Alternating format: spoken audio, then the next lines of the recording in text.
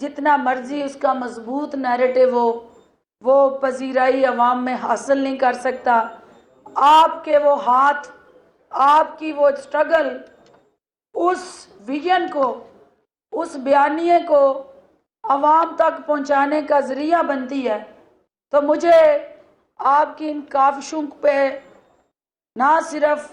دل کی اتھاہ گہرائیوں سے اعتراف ہے آپ کی خدمات کا، بلکہ میں آپ کے لیے، میرا دل چاہتا ہے کہ میں ہر وہ چیز کہوں اور کروں جو آپ کے مفاد اور حقوق کے ساتھ جڑی ہے۔ اور یقین مانیں کہ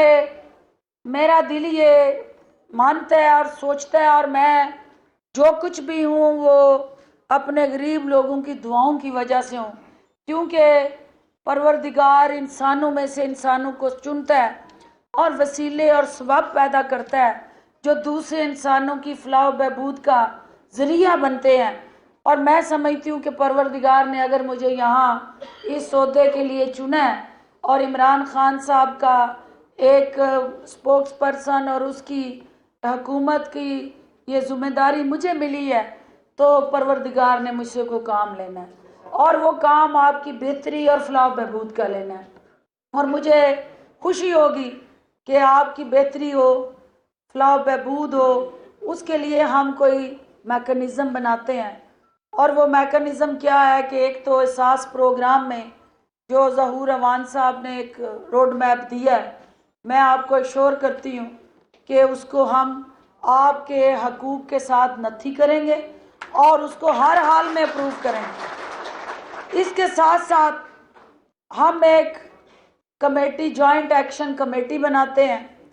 اور اس جوائنٹ ایکشن کمیٹی میں سارے سٹیک ہولڈرز کو شامل کرتے ہیں، اور ان کے ذریعے مل بیٹھ کے ہم وہ جو ریفارمز اور بینیفٹس ہیں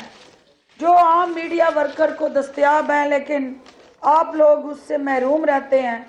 اس کو ہم جو ہے انشور کریں اور اس کمیٹی کو امپاور کریں۔ اور جو ای او بی آئی کے ساتھ ہم ایک لائحہ عمل بنا رہے ہیں، اس میں جی میں ان سے مانگا تھا کہ مجھے کمیٹی کا آپ بتا دیں، تو یہ کمیٹی جو ہے وہ میری سرپرستی میں بنے گی، اور اس میں سیکرٹری جنرل ہوں گے فیڈریشن کے، چیئرمین ہوں گے آپ کے۔ کینڈیڈیٹس کوئی دیکھ لے، قبائلی علاقوں کے الیکشن میں امیروں کے ہاتھ میں بلا ہے اور عام آدمی کے ہاتھ میں تیر ہے۔ قبائلی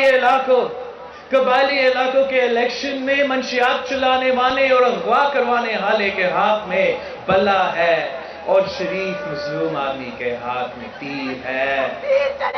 ظالم کے ہاتھ میں بلا ہے اور مظلوم کے ہاتھ میں تیر ہے۔ اگر یہ عوام دشمن بچے